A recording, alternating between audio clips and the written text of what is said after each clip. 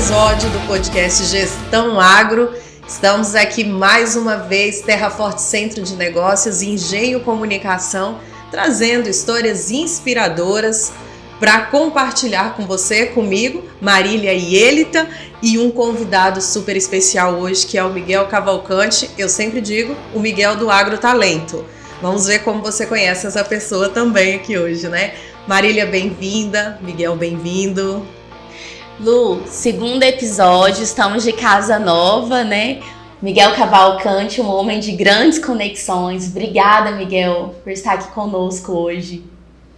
Maravilha, alegria estar com vocês aqui e não sei se podia falar, mas esse podcast está sendo gravado no horário mais surreal e impressionante e inesquecível, que nesse momento agora exatamente são 3h29 da manhã e isso mostra, eu estou aqui assim, porque eu vi nesse pessoal todo, né, no convite que vocês me fizeram, que vocês estão muito determinadas, né, em fazer as coisas acontecerem. E aí eu tinha evento, tinha palestra, tinha um voo às 6 da manhã e falei, olha, o horário que tem é esse. Não, tá bom, pode ser nesse horário. Então, depois vão falar que vocês deram muita sorte. Isso, né? Mesmo. Eu digo que isso é gente do agro, né? O agro, como a Marília sempre diz, que nunca para. E a gente que fica entre a vivência do meio rural, acredito que você também tem essa vivência, Miguel, e a vivência da cidade. As pessoas às vezes assustam quando a gente marca um café, né, 6 da manhã, fala assim, não, mas peraí, não é tão cedo, não precisa ser tão cedo. As pessoas às vezes brincam comigo, Marília. Não, Lu tá marcando café, melhor não deixar a hora por conta dela, senão ela vai marcar antes de abrir a padaria, ela já tá marcando café. Muito bom. Mas é assim que a gente vai trabalhando, né? E assim, Miguel, acredito que para quem tá nos acompanhando, né, conhece aí o Miguel Cavalcante Agrotalento, que vê ali nas redes sociais. Eu já te acompanho há um bom tempo, né? Eu existe, viu? Não é só um vídeo no Instagram. No Instagram, não, né? É real, tá aqui, gente, com a gente, o Miguel. E eu até então também não conhecia o Miguel real, né? Eu conhecia esse Miguel das matérias, dos vídeos, e queria até te pedir para você falar um pouco pra gente dessa sua realidade aí, né? Porque é o que representa o agro aí no universo da pecuária, da liderança, o próprio Agrotalento, como eu disse, o mundo das carnes. Mas tem algo aí que eu esqueci também do Miguel real? Tem uma coisa assim, tem o Miguel real. Olha só, primeiro, eu venho de uma família que tem mais de 100 anos de pecuária e de agro. E isso, quando eu me conecto com as pessoas, quando eu vou nos lugares e encontro as pessoas do agro são agro a longo prazo. Tem 20, 30, 50, 70, 100, 150, 200, 300 anos de agro na família, né? Então, agro a longo prazo na minha família não é diferente. Tem desde 1916, a minha família cria uma linhagem de gado específico, México fazendo um pouco antes disso aí, né? E a outra coisa, o Miguel é pai de 3 filhos, tem 3 meninos de 15, de 13 e de 8 anos, né? Então tudo que eu faço também tem a ver com isso de como você faz com o seu trabalho seja também um exemplo para os seus filhos. Inspiração, porque né? Se criar filho é muito difícil, é muito importante, e a coisa que a gente mais faz quando a gente está acordado é trabalhar, o nosso trabalho tem que ser exemplo para os nossos filhos, né? Isso foi assim com os meus pais, foi assim com os meus avós, né? Então, aonde eu aprendi foi ver meus pais trabalhando, né? Foi ver meus avós trabalhando, foi ver a história da família e tudo mais. Eu acredito que isso é uma coisa muito importante. E, na verdade, você sempre está dando exemplo. Talvez não o exemplo que você gostaria de dar, né? Então, coloca atenção e foco em como você está dando, o que você está dando de exemplo para as pessoas da sua volta, é bem importante. Que legado você quer deixar, né? Sim. Engraçado que o que você está falando sobre planejamento sucessório familiar, pelo que eu tô vendo, você passou, né, sua família passou e fez Sim. muito bem essa tarefa de casa, né, do planejamento sucessório familiar. E, Miguel, existem, quando é passado de geração para geração, eu costumo dizer que existem 3 tipos de gestão. Coloca assim, uma fazenda A, B e C. Aí na fazenda A, B e C, a A tem o cara que pega a fazenda para gerir e fala assim, eu vou gerir minha fazenda como negócio. Então, eu tenho que estar lucro, a margem de tanto, eu vou fazer cria, recria ou engorda, escolhe ali as etapas e faz dar o retorno ali para aquela área. Então, gere realmente como negócio. Tem ali o B, que pega e começa a adquirir a fazenda e fala assim, peraí, eu vou investir em fazenda, que vai me dar um retorno, ou uma cria vai me dar um retorno de tanto, uma recria de tanto, ou engorda de tanto. Mas se eu investir em outro negócio fora do agro, me dá algo melhor. Vou fazer um investimento à parte. E tem o cara que tem a fazenda e fala assim, não, eu vou usar a fazenda para lazer, né? Sim. Então, parabéns, você escolheu, né, tocar a fazenda, gerir a fazenda como realmente um negócio, tá na escala A, né? E eu quero complementar uma coisa aí também, Marília, e que eu acho muito legal, Miguel, com certeza você tem noção disso, né? Assim como você inspira seus filhos, você também inspira outras pessoas do agro, seja através das imersões, do trabalho que você faz, ou seja até mesmo através da sua própria experiência. Sim. Então acaba que você leva também essa inspiração e o despertar a outras pessoas. Com certeza, você está dando o exemplo o tempo todo.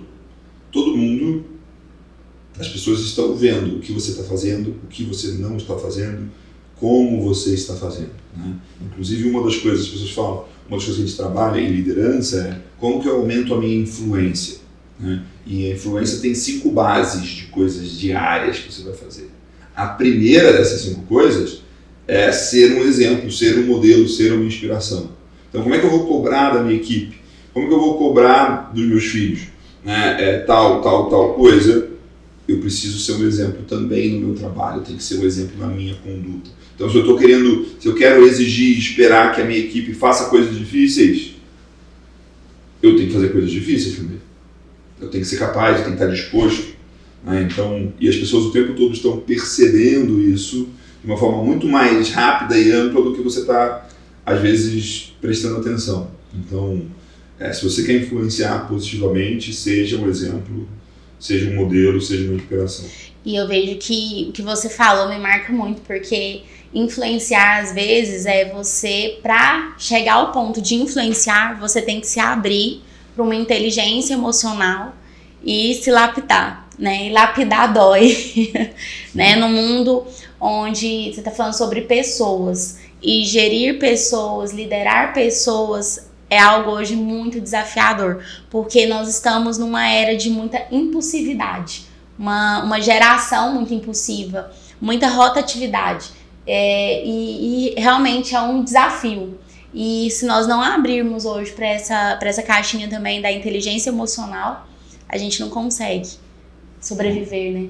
Com certeza, né? Tem uma coisa que eu aprendi, que eu aprendi inclusive com clientes meus que fazem isso muito bem, né? Que é, a gente não gerencia pessoas, a gente gerencia combinados. Então, quais são os combinados que eu tenho? O que eu tenho de combinado com você? E com base nesses combinados, se eles estão saindo dentro dos combinados, a gente vai renovando e realinhando. Se não está saindo dentro dos combinados, a gente revisa os combinados. Mas muitas vezes a pessoa fala, não está funcionando e tal, mas qual que é o combinado? A pessoa não tem combinado. Tem que ter um combinado para poder a gente alinhar e... Alinhar a expectativa. Alinhar a expectativa e a gente revisar os combinados. Imagina se a gente fosse gravar esse podcast aqui e não tivesse combinado um horário. Não ia acontecer. Não, você não chegou, mas a gente não combinou. A gente não combinou. Se a gente combinou o horário, a gente vai acontecer no horário. Se ia chegar atrasado, se demorar mais tempo e tal, aí a gente vai ter que gerenciar esse combinado. Mas se não tem um combinado inicial, não tem o que fazer. E isso é uma coisa muito importante que você tem em todas as relações. Com parceiros, com clientes, com fornecedores, com equipe. Né? Quais são os combinados que eu tenho? Né? E o agro é um setor que tem muita informalidade nas relações. Então, as pessoas que trabalham em família, por exemplo, o filho trabalha com o pai há vários anos, tem um combinado aí de qual é o salário, qual é a retirada. E nem das responsabilidades. Então, às vezes, se ele toma uma decisão, o pai vira e fala assim, epa, não era para fazer isso. Exato. Mas a gente não combinou. Você não sabe qual que é o cheque que você pode assinar. E aí, a pior coisa que tem não é você ter um cheque pequeno que você pode assinar. A pior coisa que tem é você fazer uma coisa e o seu pai, a sua mãe, o seu tio, o seu avô vir e desfazer o que você fez porque aquilo não estava combinado. Isso é uma coisa que destrói a liderança, destrói a energia, destrói o ânimo de você fazer aquilo. Você traz muito disso nas suas imersões, né, Miguel? Essa questão da liderança no agronegócio e que em alguns momentos até é um desafio também na sucessão quando você chega com uma liderança nova para se impor, né, com toda uma carga de conhecimentos, inovação, uma visão de mundo do sucessor diante do sucedido muitas vezes, e acaba sendo um conflito. Claro. E por que acontece o conflito? Né? O conflito sempre vai ter algum nível de conflito, e ter algum nível de conflito não é problema. Porque se tem algum nível de conflito é que a gente está vivo e que a gente está fazendo as coisas e as coisas estão se mexendo. O conflito indesejável é que, primeiro, na maioria das vezes não tem combinados. Como vai ser? O que eu faço? O que você faz? Qual que é a minha parte? Qual que é a sua? Né? Então tem coisas muito simples que você pode, deve fazer e que a maioria das pessoas não faz. Que é, primeiro, você vai trabalhar com seu pai? Antes de você começar a trabalhar com seu pai, pergunta 3 coisas em 2 tempos. Pergunta, pai, qual que é a sua visão sobre a fazenda, o negócio da fazenda hoje? Qual que é a sua visão sobre o negócio da fazenda daqui a 5 anos? Qual que é a sua visão sobre o seu trabalho na fazenda hoje? Qual que é a sua visão sobre o seu trabalho na fazenda daqui a 5 ou 10 anos? Qual que é a sua visão sobre o meu trabalho na fazenda hoje? Qual que é a sua visão sobre o meu trabalho na fazenda daqui a 5 ou 10 anos? São perguntas que a maioria das pessoas nunca pensou sobre isso. E quando você tem uma conversa clara, tranquila, segura, sem julgamento sobre isso, vai te dar uma clareza muito maior do que o seu pai espera. E às vezes, ao ouvir essas respostas para isso tudo, você vai ter certeza que não é o momento de você trabalhar ali. Ou você vai ter certeza que faz tudo sentido de você estar ali trabalhando. E também tem uma outra coisa que muitas e muitas vezes a melhor coisa que você pode fazer para trabalhar em família é trabalhar um pouco fora da família. E eu sempre achei que isso era uma coisa que era muito bom para a fazenda, para a empresa, para a família. Peraí, tem uma nova geração chegando, deixa ela trabalhar fora, para ela trazer uma experiência, uma vivência e não ser apenas o filho ou a filha, mas ter uma bagagem, ter uma experiência. Eu achava que isso era uma proteção para a empresa, para a fazenda, para a família. E conversando uma vez com uma pessoa que é a sucessora, e ela falou, foi muito bom ter ido trabalhar em outro lugar antes de vir trabalhar na minha família, não apenas para a fazenda e para a família, mas para mim. Para ela. Porque quando eu vim trabalhar na fazenda da família, eu já não era mais a filha. Eu sabia que eu tinha uma história de sucesso, uma bagagem, uma vivência em outra empresa, em outro negócio, que eu tinha conseguido entregar, que eu tinha sido selecionada, que eu tinha sido contratada, que eu era capaz, eu tinha bagagem, eu tinha vivência, eu tinha autoconfiança baseada em resultados que eu já tinha gerado. Então, para mim, foi muito melhor do que se eu começasse direto, saindo da faculdade, indo trabalhar na fazenda da minha família. Talvez traria mais pessoalidades, né? E aí ficar se perguntando, será que eu dou conta? Ou será que eu tô aqui só porque eu sou filha? Eu sou filho do dono, né? Eu sou uma herdeira. Exato. Sim. Esse ponto é crucial. Agora, uma coisa legal que o Miguel falou, Marília, é a questão do diálogo, né? Sim. Muitas vezes esse diálogo, quando a gente fala de sucessão, esse diálogo dentro da família, ele é tão essencial e muitas vezes ele não acontece, né, Miguel? Não acontece, muitas vezes não tem essas conversas que precisam acontecer. E aí tem uma coisa que quem está ouvindo aqui, a gente pode anotar, que assim, o seu sucesso é proporcional ao número de conversas difíceis que você está disposto a ter. Uau! Essa a gente vai criar um mural do Gestão Agro. Acabou de surgir a ideia. A gente vai criar um mural do Gestão Agro e vai ter as frases de destaque. Essa sim, já foi pro mural, Marília. Miguel, hoje a gente vê que você está desenvolvendo um trabalho fantástico no agronegócio, que é trazer a visão de empresa, porque na verdade é uma empresa, sim, né? Uma empresa com números, inclusive, consideráveis, né? Sim. E como que hoje, por onde você passa, né, no Brasil, até fora do Brasil, como que as fazendas, como que o agronegócio tem absorvido essa questão da gestão, Olha, é muito interessante porque o agro é uma coisa viva, né? Então, assim, todo dia tem novas pessoas assumindo negócios, entrando em negócios, ou comprando, ou assumindo, ou começando a trabalhar na família, ou herdando. E pessoas também que não são do agro, empresários fora estão entrando, como você falou. Então tem uma dinâmica de várias coisas que estão acontecendo. Ao mesmo tempo, tem uma outra coisa que está acontecendo, que todo dia tem gente que acorda e fala: meu Deus, o negócio está ruim. Meu Deus, o negócio devia estar melhor. Nossa, esse número não pode estar desse jeito. E muitas vezes a transformação ela nasce do desconforto. Então, eu tenho muitos e muitos clientes que começam a trabalhar com a gente e falam: puxa vida, eu estou tocando esse negócio tem anos e o negócio não está indo para frente. Ou eu estou cansado de não ter resultado do jeito que eu quero que tenha ou do jeito que pode ter.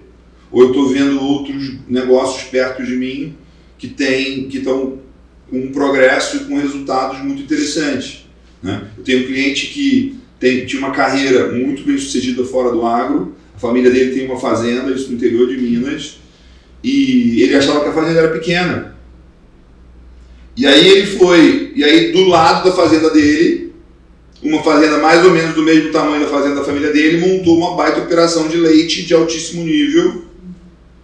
Ele foi lá e viu: puxa vida, essa fazenda, do mesmo tamanho da fazenda da minha família, montou um negócio grande o suficiente, que é uma coisa muito interessante para a família e para mim. Vou lá e aí ele foi e montou um projeto e conversou com os pais e montou um projeto na família. E hoje tem uma fazenda de leite incrível rodando. E ele largou a carreira dele para vir tocar isso, com uma visão, com profissionalismo e tudo mais. Então, qual é o incômodo que está acontecendo? Né? Ou então, tem casos, né, que são os improváveis, que são muito interessantes. Né?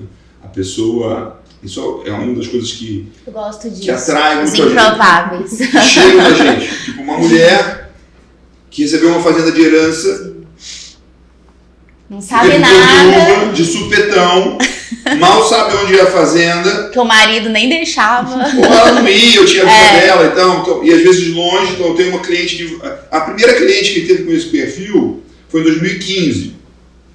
Eu nunca tinha tido claramente uma cliente com esse perfil. Essa cliente chegou e falou assim: eu sou dentista, moro no interior de Minas e o meu marido faleceu e eu tenho uma fazenda no Tocantins.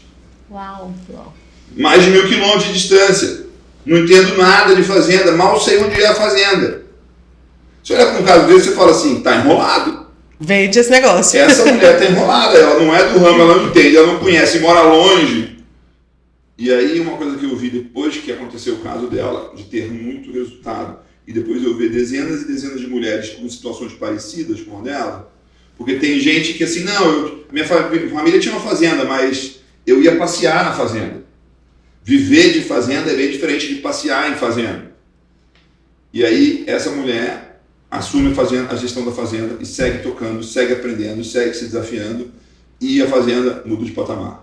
E aí eu vi que tem uma coisa que, se tiver, vai dar certo. É a pessoa ter a decisão de que ela vai fazer dar certo. Eu tenho uma decisão de que eu vou fazer dar certo. Não, eu vou dar um jeito. Eu não sei qual é a resposta, eu não sei como que faz, mas eu vou dar um jeito.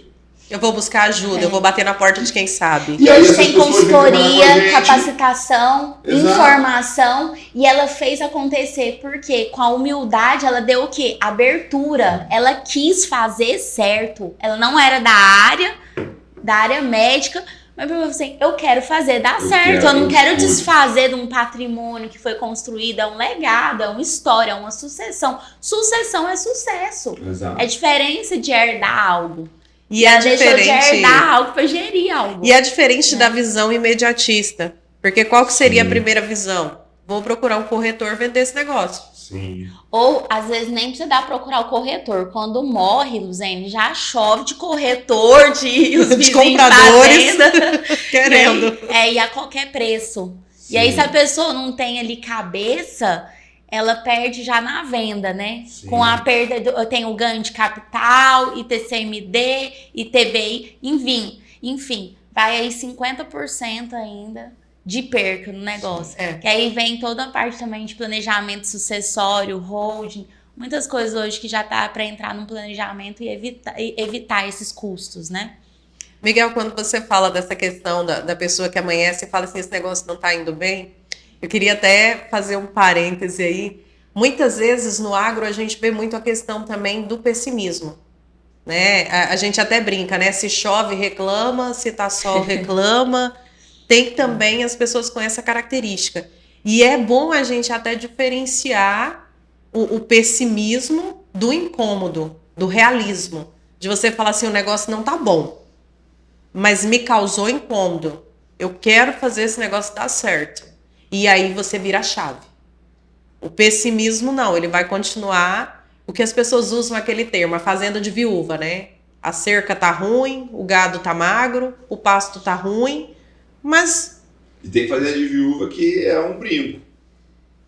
Totalmente diferente desse nome. Inclusive eu tenho uma família que é cliente nossa, que a mãe ficou viúva há muitos anos atrás, e a fala dela lá atrás, que é uma fala muito bonita, é: a minha fazenda não vai ser de viúva, não. Eu sou viúva, mas minha fazenda não vai ser de viúva, não. Minha fazenda é um modelo, é um exemplo e tudo mais. E tem uma coisa seguinte, que bem você falou do pessimismo, produzir alimentos, em especial no Brasil, é um ato de fé. Total. Porque você tem muitos e muitos fatores de riscos, intempéries e coisas que podem te atrapalhar e te atrapalham. Ao mesmo tempo que, nos últimos tempos, a gente está nesse momento hoje, né? A gente está num ciclo de baixa de preços de várias commodities, de pecuária, de soja, comparado ao que estava há 1-2 anos atrás. Ao mesmo tempo, um cenário político muito mais incerto e preocupante. Isso é a verdade, isso é a realidade. Então, quem está indo bem está fazendo duas coisas. Tá? Ao mesmo tempo que encara a realidade nua e crua e não nega a realidade, não esconde a realidade, e ao encarar a realidade se prepara para a realidade. Peraí, o preço da soja caiu, o preço do boi caiu. Como que eu comercializo isso? Como que eu navego em diferentes ciclos, fases do ciclo de preço, do ciclo de produção? A segunda coisa é, puxa vida, sua família está há quantos anos nisso aqui? Está há 100 anos, está há 50 anos, está há 70 anos, está há 30 anos. Por mais quantos anos você quer continuar nesse negócio? Eu quero continuar a minha vida inteira e que meus filhos continuem, que meus netos continuem. Então, não pode ser uma coisa desse ano. Você tem que ter uma visão de longo prazo, você tem que ter uma fé inabalável no futuro, você tem que seguir fazendo as coisas. Esse é o grande desafio. Olha, eu tô tendo vários insights aqui. Que aprendizado, né? Um presente ter você aqui com a gente hoje. Prazer estar aqui. Miguel, você é uma referência na pecuária, né? Para nós. E me fala, assim, numa época de preços relativamente baixos na pecuária. É um desafio. E o que você fala aí pra gente? Que mensagem que você deixa e qual a expectativa? Olha só, uma das coisas bases para mim, quando a gente fala de gestão e de estratégia, a primeira coisa é você saber em qual negócio você está. E é você saber quais são as características desse negócio. Então, a característica número 1 da pecuária de corte é que a pecuária de corte é um negócio de ciclos multianuais. Por quê? E por que é negócio de ciclos multianuais? Porque o ciclo biológico do animal é longo. Do dia que você compra uma novilha e começa uma estação de monta, até o dia que ela emprenha, até o dia que pare o bezerro, até o dia que você desmama o bezerro, 2 meses de estação de monta, 9 meses de estação, 7 meses de desmama, dá 18 meses. Então se eu falo, eu vou aumentar minha produção, eu vou mexer com cria, eu vou mexer com pecuária de cria, eu vou investir na cria. No dia que você decide investir na cria, até o dia que você tem um bezerro para desmamar, são 18 meses. Quase 2 anos. Quase 2 anos. Para você ter o boi gordo, são mais de 2 anos. Então, do dia que você decide, eu quero montar um podcast, talvez semana que vem você consegue estar com ele montado. Compra os aparelhos e tal, pronto. Então, o ciclo para você botar de pé um negócio, no caso da pecuária, é no mínimo 18 meses para você ter um bezerro desmamado. Para você ter um boi gordo, são mais de 2 anos. E aí, o que acontece? Todas as decisões que eu tomo aqui, as pessoas acham que eu estou tomando a decisão hoje e o efeito é hoje, não. O efeito é daqui a 2 anos. O que está acontecendo hoje é o que foi feito há 2 anos. Então, pecuária de corte é um negócio de ciclos multianuais. Então, quando você olha os ciclos da pecuária, né, e não está difícil de você achar esses gráficos, tem coisas públicas disso, dá para você ver o ciclo de preços desde 1957. Tem dados do IEA, que é o Instituto de Economia Agrícola de São Paulo, tem dados públicos gratuitos. Ciclo, preços do boi, preços do bezerro desde 1957. Você tem claramente os ciclos em diferentes fases. E aí você olha, desde 94, que é quando a gente teve a estabilidade da moeda para cá, do real para cá, teve vários ciclos muito parecidos. 2023 está num ciclo de baixa, bem baixa, muito parecido com vários outros ciclos para trás. Não está diferente. Miguel, só que tem a hora de comprar e tem a hora de vender. Exato. Tá ruim para vender e tá bom para comprar. Há 2 anos atrás estava ruim para comprar e tava bom para vender. Sim. E aí, desculpa né, mas para contribuir, eu trabalho com crédito rural. E tem a hora de fazer custeio, tem a hora de fazer investimento. E aí, se a pessoa faz um custeio na época de preços altos, né, valores relativamente altos, e tem que pagar na hora que tá na queda, dá conta de pagar? Não dá. Aí vai para uma renegociação de dívida, não consegue crédito no outro ano, que vai estar bom para... Então, assim, tudo é cíclico, né? E assim também, vamos levar para a agricultura. Tem a época de comprar os insumos, tem a época de vender, e quem deixa para a última hora, né? Quem bebe água limpa, vai na frente. Quem não bebe, vai pegar os preços dos custos altos. Eu costumo usar muito, né, essa história do boi que chega primeiro, bebe água limpa. Sim. Mas aí quando as pessoas dizem isso, Miguel, e dependendo da situação, como você até comentou, né, às vezes as pessoas dizem que foi sorte. Aí eu digo assim, mas ele abre a picada. O bicho chega lá bem lanhado também. Então a gente tem que entender, né, que tem os dois lados da coisa. A gente fala muito dessa realidade da agricultura e as pessoas dizem, Miguel, que a agricultura está anos-luz da pecuária. Tem ciclos bem mais curtos, tem realidades, né? Se você pegar, por exemplo, a questão da agricultura, a gente tem aí 3 safras até mais por ano. Hoje a gente vê aí até 4 safras, né? Uma de soja, 2 de milho, e às vezes ainda entra com o componente animal, entra ali a pecuária ainda nesse processo. E a gente fala muito dessa evolução tecnológica no agronegócio. Você percebe que algumas atividades caminharam, outras não, como as pessoas fazem muito essa relação. A pecuária tá a agricultura está anos-luz à frente da pecuária, né? E você acabou de ilustrar isso. Pecuária, 2 anos um ciclo, por exemplo, né, da atividade. A agricultura não, em 1 ano você starta muita coisa. Tem várias coisas que a gente tem que olhar e entender, assim, soja, por exemplo, é um negócio que ele está muito mais dominado qual é o sistema de produção para cada região, para cada ambiente. Na pecuária isso não está tão determinado. Então, se você vai plantar soja em tal região do Tocantins, tem qual é a variedade, qual que é a janela de plantio, qual que é o protocolo que eu vou usar. Está validado isso. Até os maquinários, né? Já está tudo muito claro. Tem uma clareza do que você vai fazer. Tem um manual de como você vai fazer. E na pecuária isso ainda não está tão claro. Ao mesmo tempo que você olha na pecuária, a pecuária é um negócio muito antigo e muito grande e muito amplo. Pecuária de corte é uma das únicas atividades que, pelo censo do IBGE, está presente em todos os municípios brasileiros. No município da cidade de São Paulo tem gado. Tem gado em 100% dos municípios brasileiros. E quando você fala de pecuária, tem pecuária grande, média e pequena, gigante e micro. Tem pecuária ultramoderna e pecuária ultra antiga. Comoditizada e não comoditizada. Tem qualidade e tem escala e commodity. Tem coisas muito diferentes. Então, o meu trabalho tem 22 anos, tenho 22 anos de vida profissional. O meu trabalho nesses 22 anos tem sido buscar e conhecer os desvios positivos. Eu não estou olhando para a média, eu não ando com a média, eu não aprendo com a média, eu aprendo com os desvios positivos. Dado esse mercado, dada essa realidade, aqui no mesmo estado, Tocantins, eu não quero saber qual que é a média do estado. Isso não tem interesse nisso. Eu quero saber o que os melhores estão fazendo. O que os melhores estão fazendo de diferente.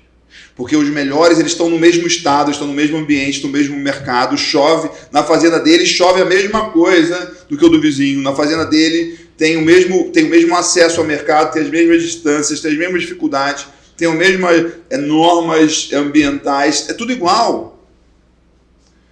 E como esse produtor está tendo resultados diferentes, As que ele leis está... são iguais. São iguais, ele está exposto ao mesmo ambiente. A gestão é diferente. E a gestão é diferente. O que eles estão fazendo diferente? E aí tem pessoas, tem estratégia de negócio, tem comercialização, né? Eu dei um desafio para os meus clientes mais próximos, né? Que é o meu grupo de Mais Tenha Mais, no último encontro agora em agosto. Falei, olha, até o próximo encontro eu quero que todos vocês tenham pelo menos comprado ou vendido um contrato de mercado futuro. Porque comprar ou vender um contrato de mercado futuro é o melhor curso que você pode fazer sobre o mercado futuro. Ter feito um, né? Ter executado um. Você vai cadastrar na corretora, você vai entrar, você vai pagar e tal, você vai sofrer. E aí, essa dinâmica, por quê? Se você mexe com gado, se você mexe com engorda de gado, se você mexe com confinamento, você precisa dominar a ferramenta mercado futuro. Você pode até não usar, mas não porque você não conhece, mas porque você conhece e olhou e achou que nesse momento não vale a pena. Eu entendo, tem momentos que não vale a pena. Porque se você vai travar o prejuízo? Não. Né? Então aí é melhor eu ficar aberto ao risco. Mas você tem que conhecer a ferramenta.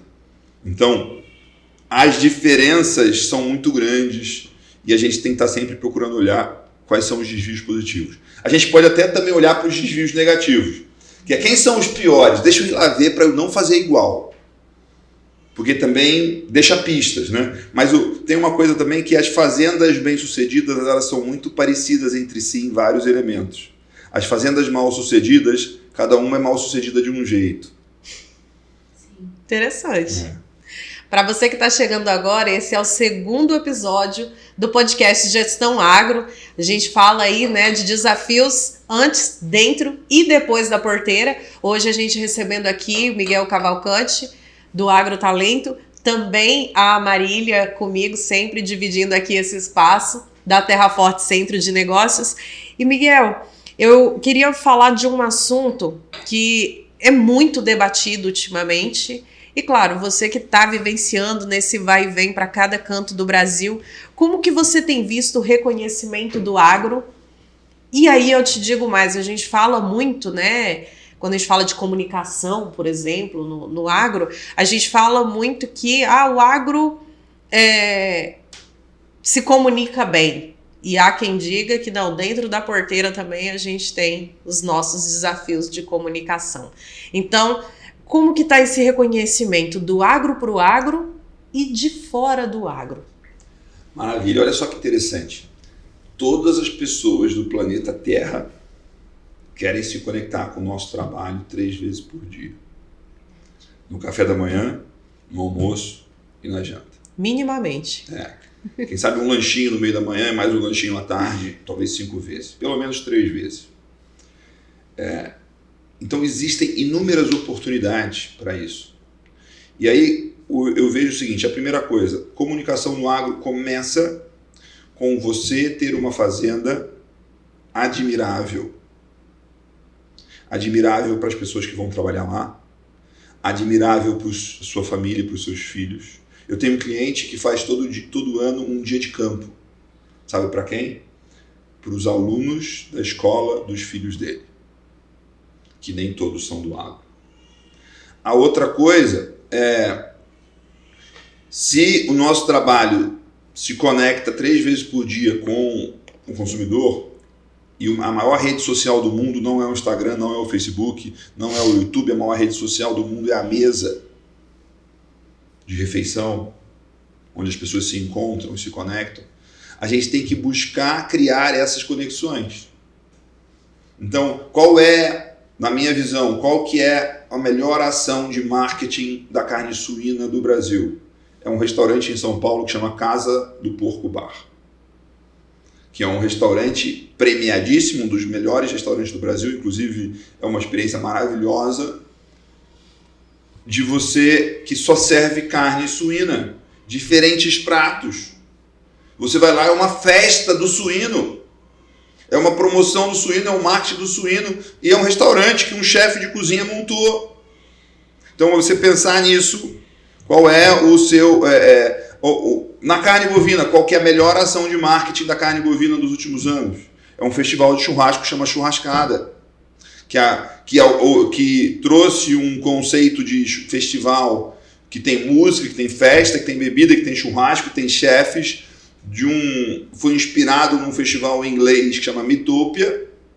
E depois que teve o primeiro foi em 2015, e praticamente todo ano tem, né? Teve pandemia e tal, não teve, mas inspirou inúmeros outros festivais a acontecerem, que é uma festa, é uma celebração, é uma balada, e tem carne.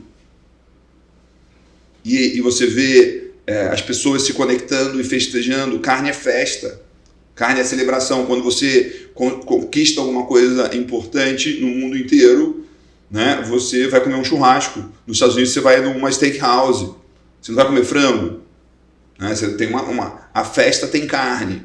Então, e aí quem é o profissional que está mais próximo do consumidor final, mais exigente? Os chefes de cozinha. Então o agro tem que estar próximo dos chefes de cozinha. Olha o que os chefes de cozinha estão fazendo e se preocupando e cuidando. É o que vai acontecer com o mercado mais para frente. Então a comunicação também passa por isso, né? Eu tenho uma fazenda que pode receber visitas, eu tenho uma fazenda que pode chegar alguém lá filmando e fazendo stories e que vai ser bonito. Sabe o que eu achei interessante? O que você fez agora foi um marketing. O marketing, diferente do que muitos pensam, que é propaganda, marketing é mercado. Os 4 compostos de marketing, que é os 4 P's, né? Produto, preço, ponto de distribuição e promoção. Então, quando você fala, não tem como falar de marketing, fazer propaganda de produto ruim, falar algo que não existe. Então, o que você falou aqui, eu não vi foi uma propaganda, eu vi um composto inteiro de um produto, né? E é isso que a gente tem que transformar a fazenda, né? E, né, muito, muito interessante isso. Um ponto, assim, que eu gostaria até de perguntar.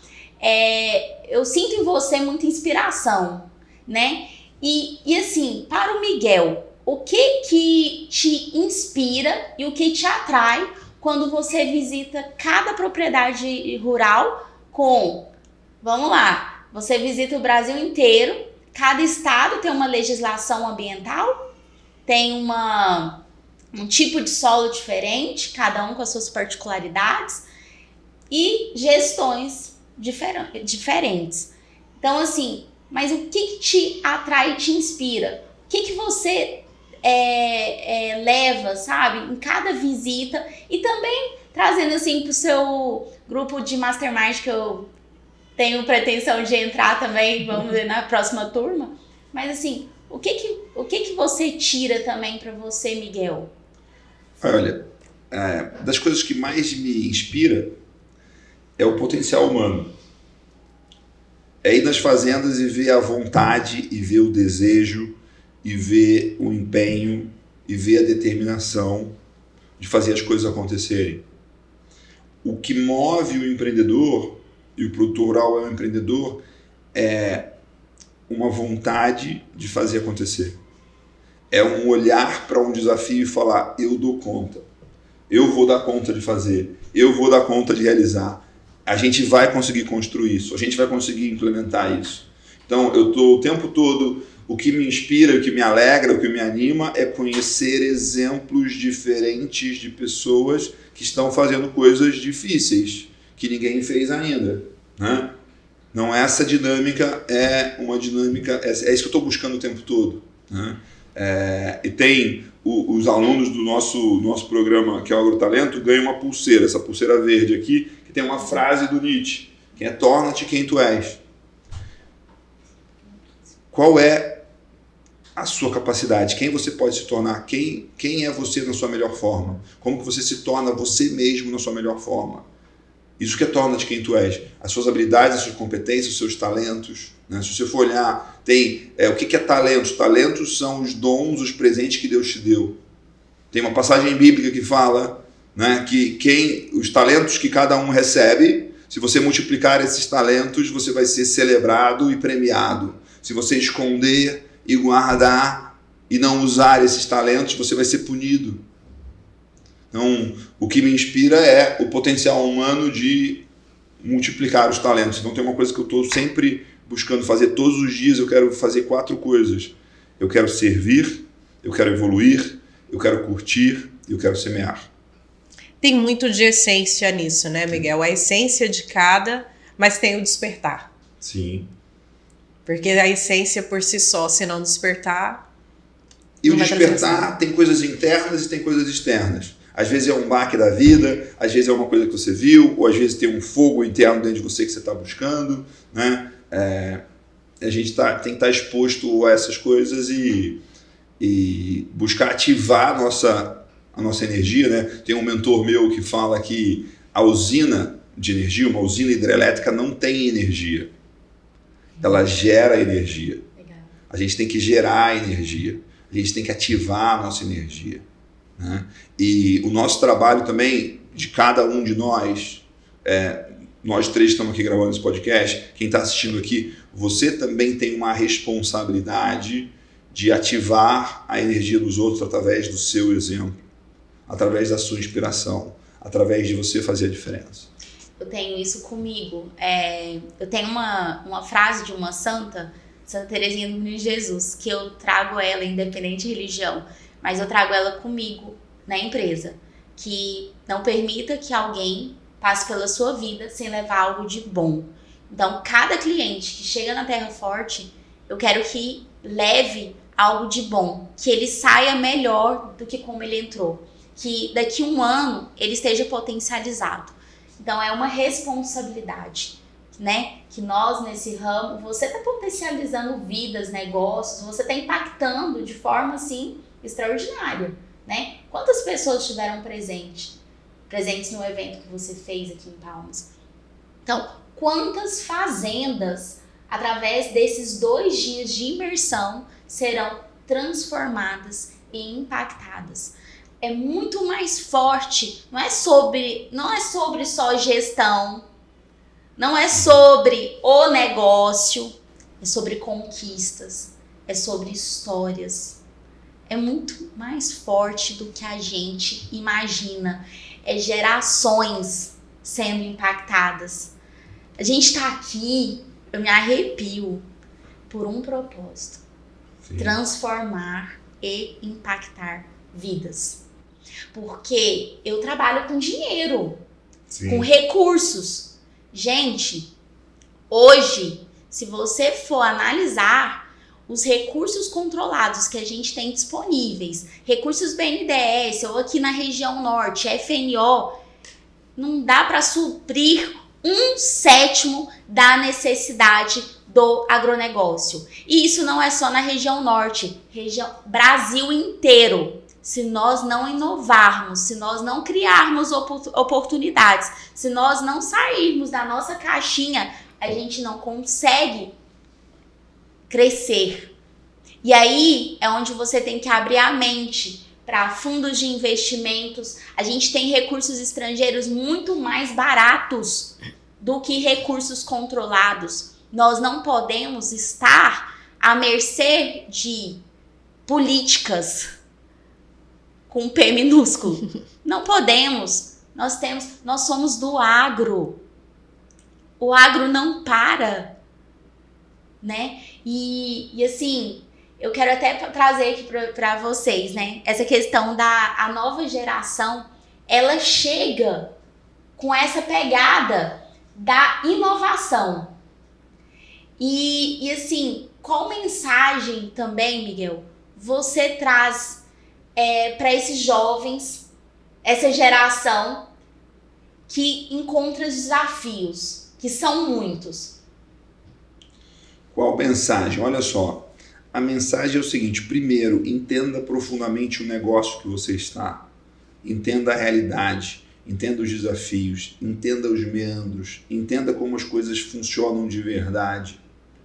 E a segunda coisa é procure entender o que você pode aprender com as outras gerações.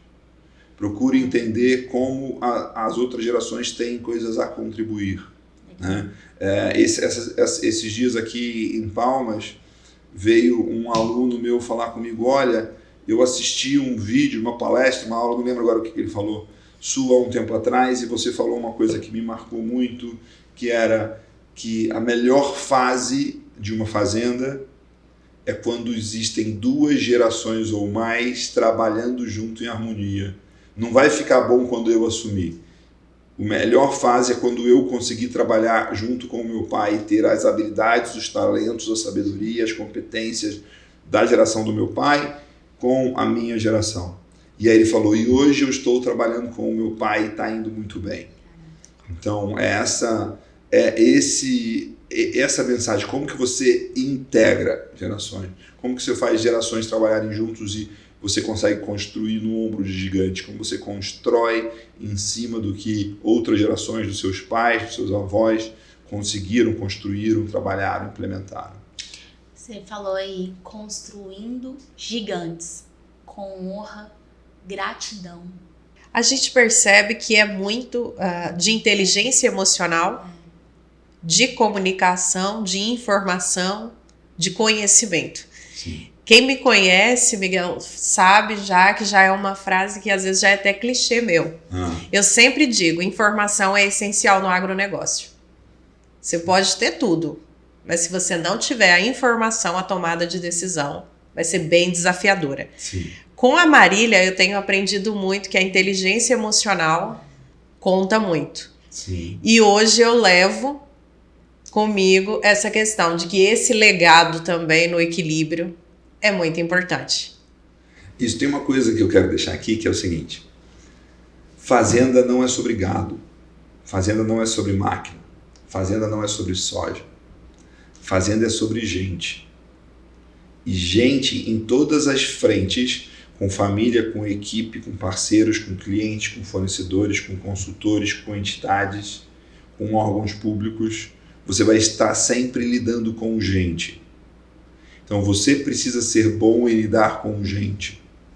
E lidar com gente é comunicação, é influência, é liderança. É isso que a gente precisa desenvolver. E tem gente que sabe fazer isso muito bem, sem nem saber o nome das coisas. E tem gente que não sabe e que quer e pode, precisa e escolhe aprender, né? Eu gosto de lembrar também que todas essas competências são treináveis. Liderança é treinável, comunicação é treinável, negociação é treinável, lidar com conflitos é treinável. E aí muitas vezes a pessoa fala assim, fulano tem o dom. Tem o dom, mas tem 20 anos que ele está treinando todo dia esse dom. Lapidando. As pessoas falam, Miguel, você tem o dom para fazer palestras. Bom, se é um dom, onde estava ele no dia que eu fiz a palestra ruim? Eu já fiz palestra ruim. Estava no dia que eu não treinei. Estava na falta de treino, estava na falta de bagagem, estava na falta de fazer e revisar e melhorar. Quantos treinamentos, quantos cursos, quantos programas, quantas viagens eu não fiz para investir em melhorar minha capacidade de apresentar? Então, será que é só dom? E no esporte é a mesma coisa. Ah, fulano tem o dom, está lá treinando há décadas. Não, é você treinar essas habilidades e tem gente que fala, não, o difícil é mexer com gente. Sim, é difícil. E se é difícil, é importante, mais um motivo para você se dedicar e ficar muito bom. Eu vivencio todos os dias os desafios da gestão, da liderança, lidar com a juventude que está aí no mercado de trabalho, a rotatividade. E olha que eu tenho investido muito em treinamentos, em capacitação, né? Enfim, para mim, para os colaboradores, inteligência emocional, treinamentos técnicos, e ainda assim vivencio desafios diários.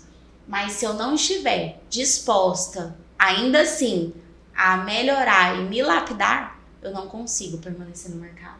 Imagine se eu não estudar. Exatamente.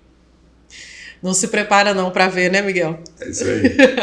Não acorda de madrugada para gravar o podcast, não, para ver se ele sai. Miguel, eu quero assim, enormemente te agradecer a sua disponibilidade. A gente até brincava, né, antes aqui nos bastidores, que não é à toa que o Miguel está onde está, né? O homem parece que não dorme, gente. 3 horas da manhã ele está à disposição para gravar. Então eu te agradeço muito, né, a sua disponibilidade e de trazer aqui, de somar com a gente hoje o 2º episódio do nosso podcast, inaugurando o nosso novo espaço. Que legal, parabéns pelo espaço, muito legal. Prazer estar aqui com vocês. Obrigada, Miguel. Obrigada, Lu. Para mim é um aprendizado enorme. A gente conclui esse podcast com vários insights. A vontade que eu tenho de escrever tudo, sabe? Para hoje ainda de manhã assimilar e colocar algumas coisas em prática, né? Eu acredito que todos têm algo a ensinar e eu sempre tenho algo a aprender.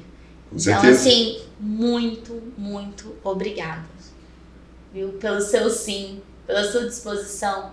Você teria inúmeros motivos para não estar aqui. Tinha todo motivo para não estar aqui, mas a também... Lu teria inúmeros motivos. Está com um bebê de 20 dias. Mas é isso. Tem uma coisa, eu quero... E por que eu vim aqui? Porque, por algum motivo, eu não sei explicar exatamente por quê, mas eu tive a sensação de que vocês estavam fazendo um trabalho com uma dedicação, com empenho, com uma energia, e que, mais do que falar, puxa, parabéns, continua, faz, era eu de alguma forma poder participar e contribuir, incentivar, e que esse trabalho de vocês leve mensagem, leve inspiração, leve exemplo, leve conhecimento para mais gente e faça mais a diferença, né? Eu tenho para mim 4 valores centrais, que é crescer através do conhecimento, que é interagir e trocar em comunidade, que é viver a positividade, o entusiasmo e a alegria, e a fazer todas as coisas com verdade e integridade. Então, você está cumprindo. Tá aqui, estou vivendo meus valores aqui hoje. Parabéns e sucesso e vida longa ao podcast de vocês. Eu vi outro dia, eu faço podcast desde 2010 e eu vi outro dia um dado muito interessante que uma das plataformas maiores de podcast os podcasts da Apple, né, de você acessar dentro dos aparelhos iPhone e tal. E existem mais de 2 milhões de podcasts no mundo, dentro da Apple hoje. 500 mil tem só um episódio. Caraca. Então, se você gravou o 2º episódio hoje, você já está na frente de 500 mil. Acima da média. E da média talvez não, mas, né, e aí você vai fazer o 3º, e o 4º, e o 5, e daqui a pouco você está no 100º episódio. E aí quando vocês estiverem depois do 100º episódio, quem sabe vocês me chamam aqui, eu venho gravar de novo com vocês. Depois do episódio 100. Eu assisti o seu 103. Maravilha. Muito bom. Uau. Sim. Quanta inspiração aqui hoje. E para quem está em casa, né? Obrigada, né, Marília, por estar com a gente, por nos deixar levar a inspiração até cada um também. Obrigada a todos pela audiência. Mais uma vez. Obrigada, Lu. Obrigada, Miguel. Obrigada a todos vocês, Johnny, né, Ezer, que prepararam esse local aqui com tanto carinho, tanta disposição. Vamos em frente. Obrigado.